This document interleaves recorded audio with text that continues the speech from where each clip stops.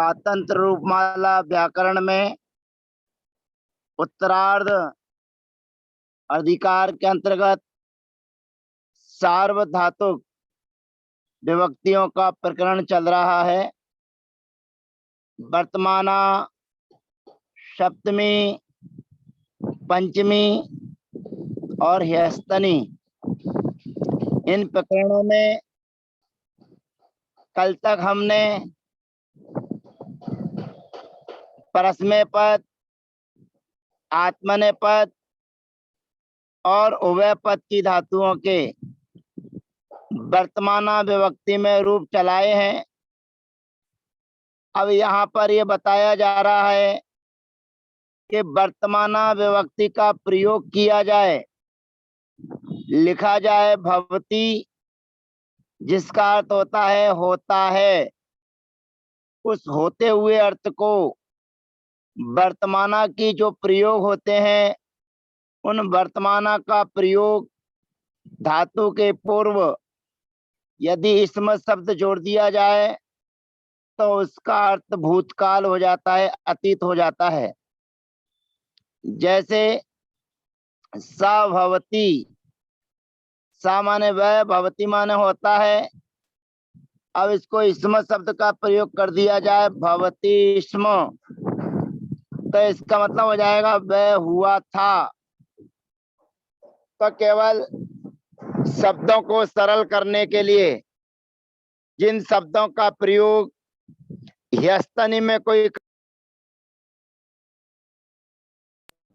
जिनका प्रयोग परोक्षा में कोई करना नहीं जान पाता है, जिनका प्रयोग अत्यतनी में कोई करना नहीं जान पाता है, सामान्य वाक्य बनाए जाते हैं। सामान्य बोलचाल की भाषा में वर्तमाना विभक्ति का प्रयोग करके उसमें इसम शब्द लगा दिया जाता है तो उसका प्रयोग भूतकाल हो जाता है। इसमें ना अतीते, इसमें न अतीते, इसम शब्द के द्वारा, तृतीय विभक्ति का एक वचन है इसमें न, अर्थात इसम शब्द के द्वारा वर्तमाना के प्रयोग किए जाने पर या वर्तमाना में के प्रयोग किए जाने पर इसम शब्द को जोड़ देने पर अतीते, अतीत माने भूतकाल का अर्थ उस धातु का होने लगता है, ऐसा जानना चाहिए। इसमें ने संयोगे अतीते काले वर्तमाना विभक्तिर्भवति, इसमें शब्द के साथ में संयोग होने पर जो वर्तमान काल की विभक्ति होती है उसका अर्थ अतीत काल हो जाता है। जैसे भवति इसम, वह हुआ था, एदते इसम, वह वृद्धि को प्राप्त हुआ था, पचति इसम, उसने भोजन बनाया था, पचते इसम, उसने भोजन बनाया था। पच धातु उभय पदी है, इसलिए उभय पद में पचती और पचते के साथ में इसमें शब्द का प्रयोग किया गया है। यह सूत्र केवल ये कहता है इसमें ना तीते कि जिन धातुओं का प्रयोग वर्तमान काल की विभक्ति में किया गया है उन विभक्तियों का अर्थ यदि भूतकाल के अर्थ में जानना है तो बने हुए प्रयोग में इसमें शब्द का प्रयोग कर दीजिएगा। अब वर्तमाना हो गई। अब दूसरे नंबर पर आती है सप्तमी। अब यहाँ पर सामान्यतया प्रश्न किया जाता है कि सप्तमी विभक्ति का प्रयोग किन अर्थों में होता है और किन अर्थों में करना चाहिए। तो अब सप्तमी विभक्ति का प्रयोग किन अर्थों में किया जाना चाहिए बड़े विस्तार से आपके बीच में आचार्य भगवंत सूत्र द्वारा बता रहे हैं, और वो ये बता रहे हैं कि केवल उन अर्थों में सप्तमी का ही प्रयोग नहीं करना है, उन अर्थों में पंचमी का भी आप प्रयोग कर सकते हैं। अर्थात जिन अर्थों को आपके बीच में बताया जा रहा है उन अर्थों में सप्तमी और पंचमी दोनों विभक्तियों का प्रयोग होता है। पर भाई हमें मुख्यता सप्तमी की है, सप्तमी का प्रयोग हमें करना है, इसलिए सबसे पहले सप्तमी के अर्थ में जानेंगे, फिर पंचमी के अर्थ में तो इनका प्रयोग होगा ही, लेकिन इसके अतिरिक्त जिन पंचमी का प्रयोग जिन अर्थों में और होगा, जब पंचमी का प्रयोग चलेगा तब जानेंगे। अभी यहाँ सप्तमी के अर्थ में और पंचमी के अर्थ में आचार्य भगवंत कहते हैं विद्यादिषु सप्तमी च, विद्यादिषु सप्तमी च, अर्थात विधि आदि विधि एवर्णो यम सवर्णे न च परो सूत्र लगा है, तो यहाँ पे कर रहे हैं। अब ध्यान रखना, यहाँ पर विद्या नहीं पढ़ लेना, विद्यादिषु सप्तमी च, विधि आदि अर्थों में सप्तमी चा माने पंचमी विभक्ति का प्रयोग होता है, ऐसा जानना चाहिए। विद्यादिषु वर्तमानात् धातोः सप्तमी पंचमी च भवति। विधि आदि अर्थों में वर्तमानात्, वर्तमान से प्रयोग वर्तमान में करना है, वर्तमान का ही प्रयोग होता है। वर्तमान काल कहलाता है, समय वर्तमान कहलाता है, सामने दिखता वर्तमान जैसा है, लेकिन उसमें सप्तमी विभक्ति का प्रयोग करना है और पंचमी का भी प्रयोग कर सकते हैं। अब सामने वाला पूछता है के विद्यादया, वे विधि आदि शब्द कौन से हैं, किन अर्थों में विधि आदि शब्द जाना जाता है और कितने?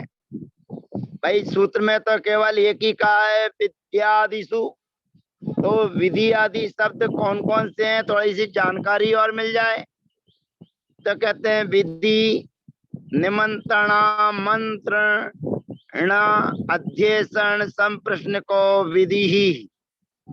विधि कहने से विधि जानना, विधि कहने से निमंत्रण जानना, विधि कहने से आमंत्रण जानना और विधि कहने से अध्यसन जानना।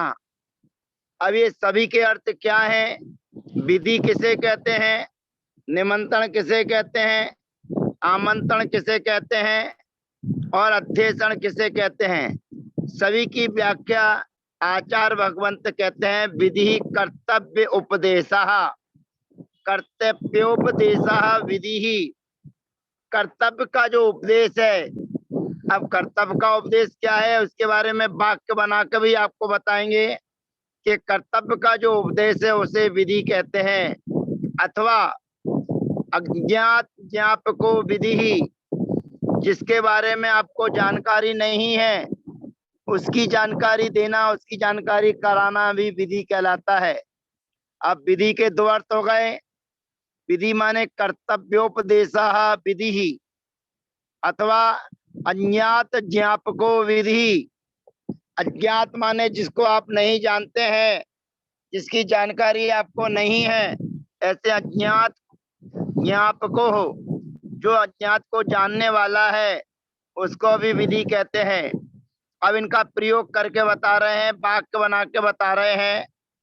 कह रहे देवान यजेत।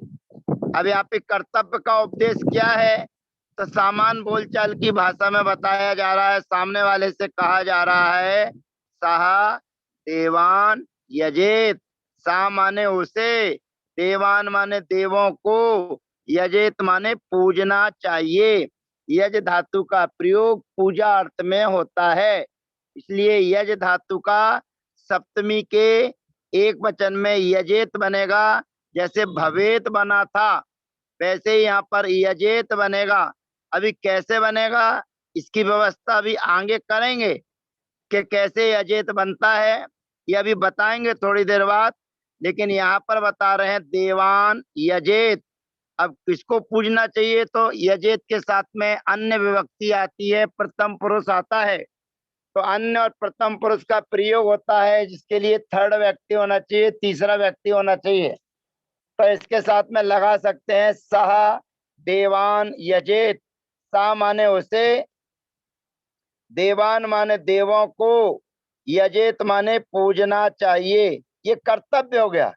भाई आपका ये कर्तव्य है कि आपको किसकी पूजा करना है, कहते देवान यजेत, उनको उसको देवों की पूजा करना चाहिए। अब पंचमी का प्रयोग करना है तो कहते हैं सप्तमी और पंचमी दोनों का प्रयोग कर सकते हैं। तो कहते हैं पंचमी में करना चाहेंगे तो कहते हैं सह देवान यजतु, उसको वह देवों की पूजा करे। कहते हैं यज धातु उभयपदी है, यज धातु उभयपदी है, कल सूत्र में भी बताया था। तो कहते हैं यजताम, पंचमी के द्विवचन में क्या बनेगा, यजताम। अब यज धातु उभयपदी है तो उभयपदी होते हुए सप्तमी का भी दूसरा रूप बनाना चाहिए, जो यहाँ पर नहीं बना हुआ है, जिसको आप अपनी तरफ से बना सकते हैं। उसका भी यजेत बनेगा, लेकिन वो हलंत नहीं रहेगा। सप्तमी में ईत विभक्ति आती है, ईत, और आत्मने पद में ईत आती है और परस्मै पद में यात आता है। तो यात शब्द का प्रयोग तो यजेत बन गया है। अब आत्मने पद में इसका प्रयोग करते तब भी यजेत बनेगा, लेकिन ता पूरा रहेगा, इतना आपको ध्यान रखना है। तो यहाँ पर एक यजेत आपको और जोड़ लेना है। फिर कहते हैं यजतु यजताम, ये पंचमी विभक्ति का प्रयोग है। सा देवान यजतु, सा देवान यजताम, अर्थात वह देवों को पूजे, उसे देव पूजना चाहिए या उसे वह देवों को पूजे। तो यहाँ यजतु पंचमी का प्रयोग है, यजताम भी पंचमी का प्रयोग है। अब अन्य विभक्ति का अर्थ बताते हैं। होमम जुहुयात, सा होमम जुहुयात, उसे होम करना चाहिए, हवन करना चाहिए। ये जुहू धातु है, ये जुहोत्यादि गण की धातु है। तो जुहोत्यादि गण की धातु में या के स्थान पर ई आदेश नहीं हुआ है, इसलिए जैसा बैठा है वैसा का वैसा ही है, होमम जुहुयात। अब उसे सा होमम जुहुयात, उसे होम करना चाहिए। अब हु धातु परस्मै पदी है। अब परस्मै पदी होने से इसका प्रयोग आत्मने पद में नहीं किया है, परंतु पंचमी में प्रयोग करते हैं। होमम जुहोतु, सा होमम जुहोतु, इन क्रियाओं के साथ में सा शब्द का प्रयोग आपको करना है, क्योंकि पहले ही कहा गया है कि प्रयोज्यमान और अप्रयोज्यमान किसी के नाम का प्रयोग करें अथवा न करें, परंतु प्रथम पुरुष का प्रयोग होता है, ऐसा जानना चाहिए। तो क्रियाओं के माध्यम से कर्ता का अध्याहार आपको ऊपर से करना है। तो सा होमम जुहुयात, सा होमम जुहोतु, अर्थात सा माने उसे, होमम माने होम हवन करना चाहिए, करे, जुहोतु करे। अब ये तो हो गई विधि। अब आगे देखिए निमंत्रण किसे कहते हैं। यत्र क्रियमाणे प्रत्यवायोस्ति तन्निमंत्रणम, यत्र माने जहां पर, क्रियमाणे क्रिया का जो मान है, क्रिया को जो दर्शाने वाला प्रत्यय है, उस प्रत्यवाय, प्रत्यवाय का जहाँ होता है उसको निमंत्रण कहते हैं। अब प्रत्यवाय किसे कहते हैं, यत्र क्रियमाणे प्रत्यवायो अस्ति तन्निमंत्रणम, क्रियमाण किसे कहते हैं, क्रियमाण के होने पर प्रत्यवाय किसे कहते हैं, उसको निमंत्रण कहते हैं। तो दोनों का अर्थ बताया जा रहा है। प्रत्यवाय का मतलब ये होता है कि कोई हमारे और आपके बीच में से चला जाता है, दिगंबर आमना को नहीं, ये दिगंबर आमना की अपेक्षा से कतन नहीं है। संसार में लौकिक व्यवहार चलता है और लौकिक व्यवहार में जैनेतरों के बीच में ऐसी प्रथा है, ऐसा प्रचलन है कि जो हमारे बीच के सदस्य चले गए हैं उनका श्राद्ध किया जाता है, उनका भोजन कराया जाता है, ताकि उनकी आत्मा को शांति मिले। उसी अर्थ को क्रियमाण कहते हैं, उसी को प्रत्यवाय कहते हैं। तो कहते हैं यत्र क्रियमाणे प्रत्यवाय अस्ति तन्निमंत्रणम, अर्थात यह श्राद्धे न भुंजीत, प्राय करके साधुगण जो हुआ करते थे, उन साधुगणों के बीच में जब वो जंगल से आहार करने के लिए कहीं आते थे, तो इसका अर्थ ये है इस श्राद्ध में, यह माने इस श्राद्धे माने श्राद्ध में ना भुंजीत, तुम्हें भोजन नहीं करना है। अर्थात जो वर्णों की व्यवस्था रहती थी, उस वर्णों के अनुसार उनके गुरु महाराज या संघ के नायक या संघ का कोई भी अन्य साधु एक दूसरे को दिशा निर्देशित कर रहा है। अब ध्यान रखना, प्रत्यय चल रहा है निमंत्रण। अब निमंत्रण की व्यवस्था क्या है ये थोड़ी समझिए। यहाँ पर भुंजीत ये सप्तमी विभक्ति का एक वचन है। ये धातु आत्मनेपदी है और आत्मनेपदी होने पर भुंज भुंज धातु से भुंजीत बनेगा, भुज धातु से भुंजीत। अब कैसे बनेगा ये आगे की व्यवस्था है। भुज धातु है और भुंजीत बना है, तो सामने वाला कहा जा रहा है यह श्राद्धे न भुंजीत, सहा यह श्राद्धे न भुंजीत, उसे इस श्राद्ध में भोजन नहीं करना चाहिए। क्यों नहीं करना चाहिए? क्योंकि ये श्राद्ध दूसरे स्तर का है, माने कि उच्च स्तर का नहीं है। ऐसा संकेत जहाँ दिया जाता है उसे निमंत्रण की व्यवस्था में कहा जाता है। ना भुंक्ताम भवान, सा की जगह भवान का भी प्रयोग किया जाता है। भवंत शब्द माने होता है आप। जितने शब्द यहाँ पर दिए हैं इन शब्दों में सा का प्रयोग किया जाएगा अथवा भवान का प्रयोग किया जाएगा। तो ना भुंक्ताम भवान, भवान माने आपको, यह श्राद्धे ना भुंजीत, आपको इस श्राद्ध में भोजन नहीं करना चाहिए। दोनों जगह भगवान का प्रयोग कर सकते हैं और सा का भी प्रयोग कर सकते हैं। तो यह श्राद्धे ना भुंजीत, यह श्राद्धे ना भुंक्ताम, ये भुंक्ताम पंचमी विभक्ति है क्योंकि ये धातु आत्मनेपदी है। आत्मनेपदी होने के कारण यहाँ पर बताया जा रहा है, दिशा निर्देश दिया जा रहा है, इसका नाम है निमंत्रण। कहते हैं ये श्राद्धे ना भुंजीत, इस श्राद्ध में आपको भोजन नहीं करना है क्योंकि ये अन्य लोगों के लिए हो है। और पूरा वाक्य बनाना पड़ेगा। यत्र क्रियमाणे प्रत्यवायो नास्ति तद आमंत्रणम। अब वही प्रत्यवाय माने जो श्राद्ध का भोजन नहीं हो रहा है उसके अंतर्गत बताया जा रहा है यत्र क्रियमाणे प्रत्यवायो अस्ति। यहाँ पर प्रत्यवाय नहीं है, जिस क्रिया के द्वारा क्रियमाण में जो क्रिया हो रही है, जो कार्य हो रहा है उसमें प्रत्यवाय नहीं है तो उसको कहते हैं आमंत्रण। यह आमंत्रण और निमंत्रण की परिभाषा अलग अलग है और हम लोग जो निमंत्रण देते हैं वो निमंत्रण अलग है। जो हम निमंत्रण देते हैं और आमंत्रण देते हैं दोनों को एक ही चीज कहा जाता है। पर यहाँ पर संस्कृत लोक व्यवहार में निमंत्रण और आमंत्रण दोनों अलग अलग हैं और दोनों का प्रयोग किन अर्थों में होता है ये आपको जानना चाहिए। तो यहाँ पर करता है प्रत्यवायो नास्ति तद आमंत्रणम, अर्थात यह आसीत। अब यहाँ पर आज्ञा दी जा रही है, आसीत माने अस धातु का प्रयोग है, आसीत बना हुआ है। तो आस धातु के प्रयोग में आसीत बना हुआ है और अस धातु नहीं है, आस धातु है। तो यह सा यह आसीत और भवान यह आसीत, ये आस धातु का प्रयोग है। आत्मनेपदी धातु है, आत्मनेपदी धातु होने पर आसीत बनेगा, आसीत। और जो अस्भुवी धातु का प्रयोग है उस अस्भुवी धातु का प्रयोग है उसमें भी आसीत बनता है, लेकिन उसमें ता हलंत रहता है।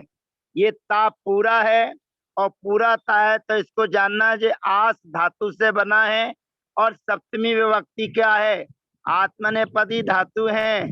ये प्रयोग से ही आपको जानना है कि ये किस धातु का कौन सी विभक्ति का प्रयोग है। आगे अस धातु का प्रयोग भी आसीत बनता है लेकिन वह ता हलंत रहता है और यहाँ ता पूरा है। यहाँ पर आस धातु से सप्तमी के एक वचन में बना है। आस धातु आत्मनेपदी है, आत्मनेपदी होने पर आसीत बना है। समाना सवर्णे दीर्घी भवती लग गया है। ये माने यहाँ, सा माने वह, भवान माने आप, तो यह सा, यह आसीत, यहाँ बैठ जाओ, आपको यहाँ बैठना चाहिए, है ना। भवान यह आसीत, आपको यहाँ बैठना चाहिए। सा यह आसीत, वह यहाँ बैठे, उसे यहाँ बैठना चाहिए। अथवा पंचमी में प्रयोग करेंगे तो कहते भवान आस्ताम, उसे यहाँ बैठना चाहिए। यह पूरा वाक्य बनाया जा रहा है, एक सप्तमी में और एक पंचमी में, दोनों का प्रयोग कर करके दिखा रहे हैं। अब कह रहे हैं अध्येषण किसे कहते हैं। तीसरे नंबर पर आया था विधि, निमंत्रण, आमंत्रण, अब अध्येषण। अब अध्येषण किसे कहते हैं, कहते हैं सत्कार पूर्व को व्यापारो अध्येषणम। सत्कार पूर्वक जो व्यापार होता है, सत्कार पूर्वक जो कार्य होता है, सत्कार पूर्वक जो सम्मान दिया जाता है, उसे अध्येषण कहते हैं। अब देखिए अध्येषण में क्या कहा जा रहा है। यूयम माणवकम अध्यापयध्वम। यूयम माने तुम सब, ध्यान रखिएगा, प्रयोगों को देखिएगा। यूयम युष्मत शब्द का प्रयोग है, और युष्मत शब्द के प्रयोग में बहुवचन में बनता है यूयम। तो यूयम शब्द के प्रयोग के साथ में मध्यम पुरुष का प्रयोग होता है, ये आपको विशेष ध्यान रखना है।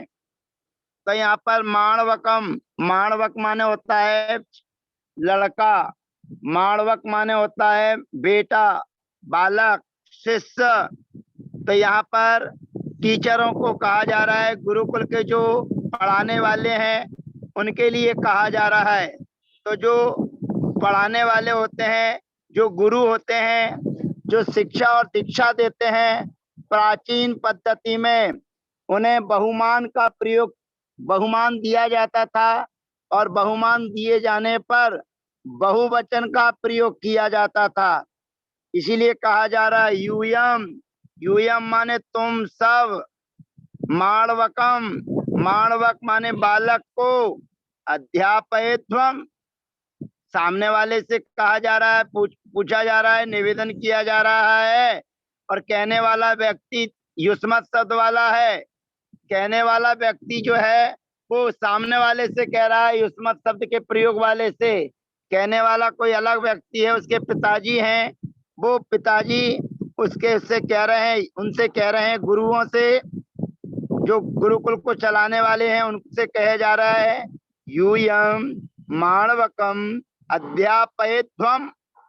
अब अध्यापयध्वम ये युष्म, ये मध्यम पुरुष का प्रयोग है, सप्तमी के है।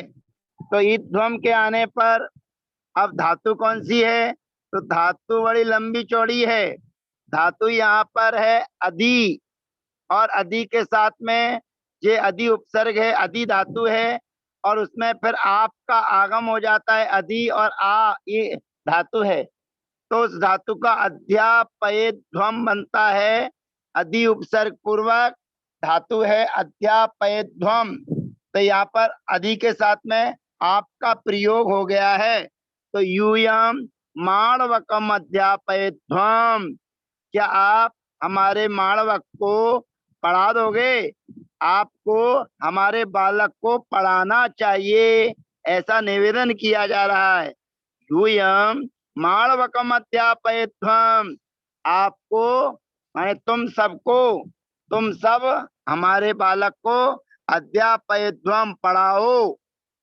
और इसके कर्तव्य आलोचना संप्रश्ना, और ऊपर बताया था कर्तव्य उपदेश, और विधि आदि के 4 अर्थ बताए थे, विधि, निमंत्रण, आमंत्रण, अध्येषण। अब अध्येषण तक तो खत्म हो गया। अब आगे जिन अर्थों में और प्रयोग होता है उनको भी बता रहे हैं। कहते कर्तव्य आलोचना संप्रश्ना, कर्तव्य पूर्वक, है ना, कर्तव्य आलोचना संप्रश्ना, निवेदन पूर्वक, विनय पूर्वक, सामने वाले से जो आलोचना पूर्वक प्रश्न किया जाता है, उसको जो आलोचना की जाती है उसको संप्रश्न कहते हैं। अब संप्रश्न का प्रयोग कैसे करना है? सामने वाले से पूछा जा रहा है कि मेरा लड़का आपके पास रहेगा। अब मेरा लड़का आपके पास में रहेगा, उसको आप क्या पढ़ाएंगे या मेरे लड़के को क्या पढ़ना चाहिए, ये आपको निर्णय करना है और आपको ही पढ़ाना है, मुझे कुछ नहीं मालूम। तो सामने वाला कहता है अहो किम व्याकरणम अधीय उत वेदम अधीय, अहो किम व्याकरणम अधीय उत वेदम अधीय। ये उत्तम पुरुष का प्रयोग है, ध्यान रखिएगा। उत्तम प्रयोग, उत्तम पुरुष, जहाँ पर ईय आदेश ईय होता है, ईय विभक्ति आती है ईय, तो आत्मनेपद का प्रयोग है, सप्तमी में ईय आया है, तो कहता है अहो किम व्याकरणम अधीय उत वेदम अधीय। बताइए मैं व्याकरण को पढ़ूं अथवा वेद को पढ़ूं, मुझे क्या पढ़ना चाहिए? तो यहाँ पर आप समझ जाइए सामने वाले से निवेदन क्या किया जा रहा है। कर्तव्यालोचना संप्रश्न, कर्तव्य माने आलोचना पूर्वक, विनय पूर्वक सामने वाले से प्रश्न किया जा रहा है। अहो किम व्याकरणम अधीय उत वेदम अधीय। बताइए गुरुजी मुझे क्या पढ़ना चाहिए, क्योंकि अधीय जो लिखा हुआ है अधीय ये उत्तम पुरुष का प्रयोग है, इसलिए कर्ता इसमें छुपा हुआ है। नाम का प्रयोग किया जाए अथवा ना किया जाए, युष्मत का प्रयोग किया जाए अथवा ना किया जाए, अस्मत् का प्रयोग किया जाए अथवा ना किया जाए, प्रथम पुरुष, मध्यम पुरुष और उत्तम पुरुष की जो क्रिया होती है उससे कर्ता को ले लेना चाहिए। तो यहाँ पर जो पढ़ने वाला है वो कह रहा है अहो किम व्याकरणम अधीय उत वेदम अधीय। हे गुरुजी बताइए मुझे व्याकरण पढ़ना चाहिए या वेद पढ़ना चाहिए? अहो किम नाटकम अध्ययी अहो सुत अलंकारम अध्ययी। यहाँ पर भी बताया जा रहा है उत्तम पुरुष का प्रयोग, पंचमी का प्रयोग है। यहाँ पर आत्मनेपदी धातु है, यहाँ नहीं धातु तो वही है लेकिन पंचमी का प्रयोग है। आई आ वही आ मही आता है, तो यहाँ पर आई आया है। कहते मेरे द्वारा बताइए क्या नाटक पढ़ना चाहिए? कहो किम नाटकम माने नाटक ग्रंथ। नाटक ग्रंथ का मतलब होता है चरित्र, जिसमें लिखा हुआ होता है। आपके यहाँ चरित्र आता है, यशस्तिलक चंपू, चंद प्रव चरित्र, उनके यहाँ इसी प्रकार के नाटक लिखे हुए हैं। तो पूछ रहा है सामने वाला कि मुझे नाटक पढ़ना चाहिए अहोसित अलंकारम अध्ययी या मुझे अलंकार पढ़ना चाहिए। ये कर्तव्य हो रहा है, आलोचना पूर्ण संप्रश्न किया जा रहा है सामने वाले से विनय पूर्वक, सत्कार पूर्वक। अहो किम नाटकम अध्ययी, क्या मुझे नाटक पढ़ना चाहिए अथवा अलंकार पढ़ना चाहिए? अब यांचा प्रार्थना जो की जाती है, याचना, प्रार्थना याचना को कहते हैं, जो मांगा जाता है याचना उसको प्रार्थना कहते हैं। अब कौन मांगता है? तो भिक्षु मांगेगा, भिक्षा में दद्याः, हे तुम मेरे लिए भिक्षा दीजिए। ये दद्या ये मध्यम पुरुष का एक वचन है, और मध्यम पुरुष का एक वचन है तो सामने वाले से कहा जा रहा है त्वम भिक्षाम दद्या में। मैं पे जो बिंदी रखी हुई है वो अतिरिक्त है, उसकी यहाँ आवश्यकता नहीं है, ये ध्यान रखना।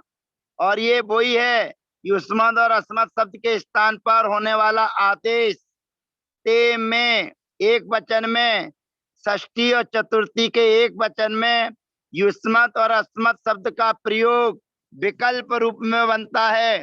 वो विकल्प रूप में बनने वाला ही ये मैं है।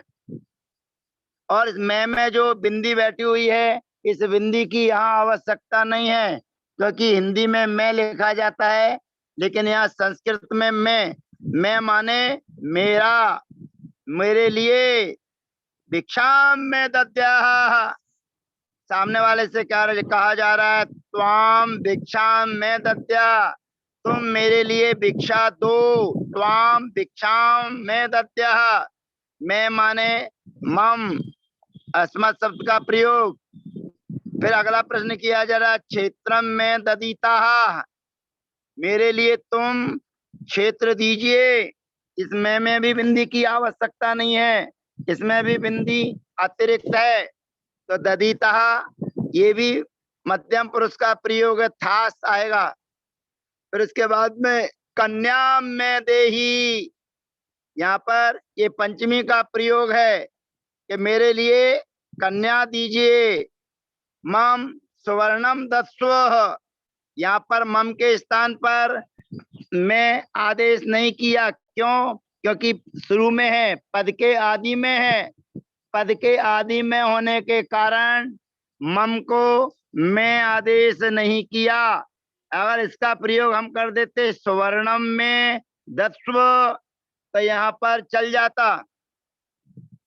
तो देही ये मध्यम पुरुष का प्रयोग है, ध्यान रखिएगा सब। त्वम जोड़ना पड़ेगा, त्वम कन्या में देही, मेरे लिए आप कन्या दीजिए।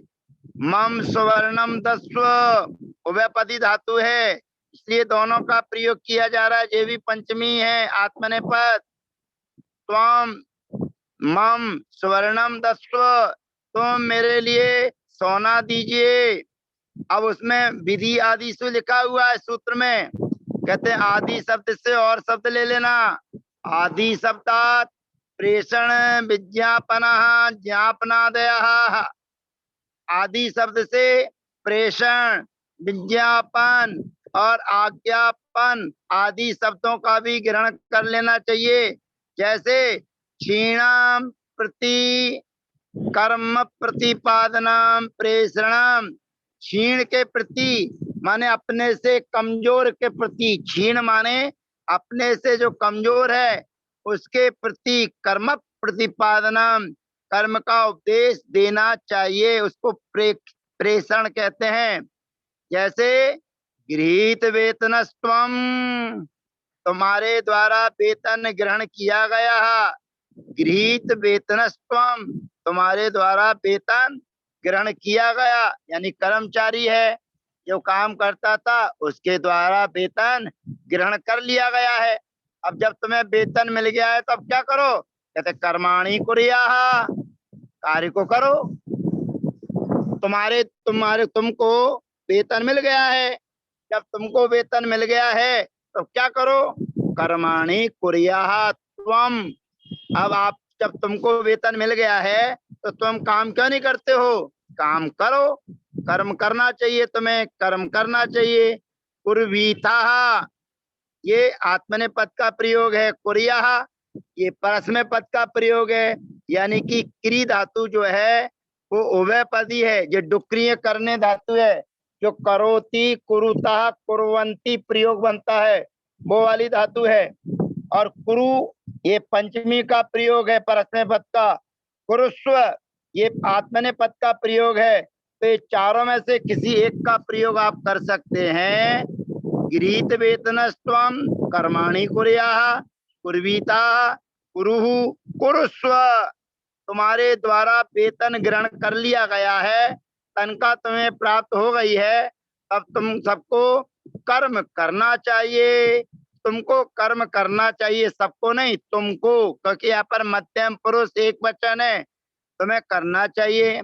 अब अधिकम प्रति स्वकार्यम सूचनम विज्ञापनम, अधिक के प्रति माने ज्यादा लोग काम कर रहे हैं या ज्यादा काम है, उसके प्रति अपने कार्य की सूचना देना, ये विज्ञापन कहलाता है।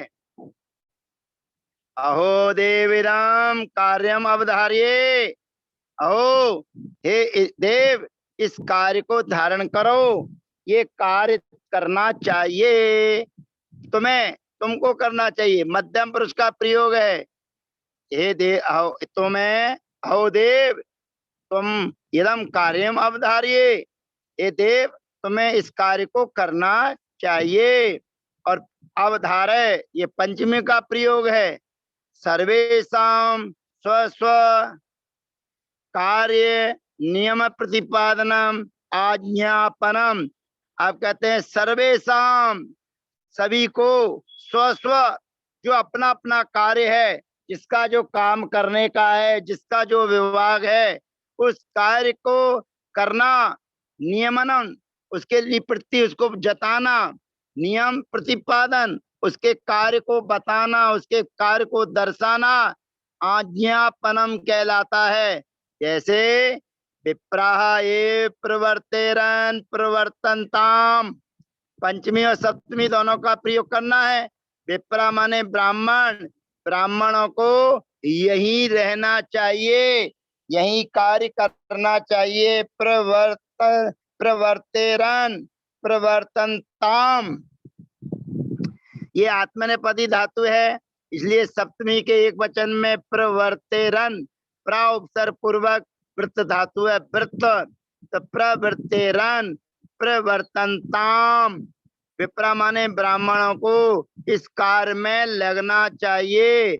यतया एव चरेयुः, मुनियों को, यति माने साधु, यति यति यतयः, मुनि मुनि मुनयः, तो मुनियों को, यतियों को, साधुओं को, साधकों को, एव चरेयुः, यहाँ ही विचरण करना चाहिए, यानी कि जंगलों में रहना चाहिए इत्यादि प्रयोग सप्तमी और पंचमी में दर्शाकर आपको पहले निर्देशित किया जा रहा है कि सप्तमी का प्रयोग किन अर्थों में करना है और पंचमी का प्रयोग किन अर्थों में करना है।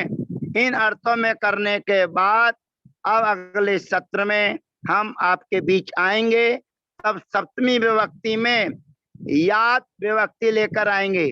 अब हम क्रम से चल रहे हैं, पहले भू धातु को बनाएंगे सप्तमी में, फिर आत्मनेपदी एद धातु को बनाएंगे सप्तमी में, फिर पच धातु जो उभयपदी है उसको सप्तमी में बनाएंगे। अभी भू, एद और पच, इन तीनों धातुओं का प्रयोग वर्तमाना में किया है।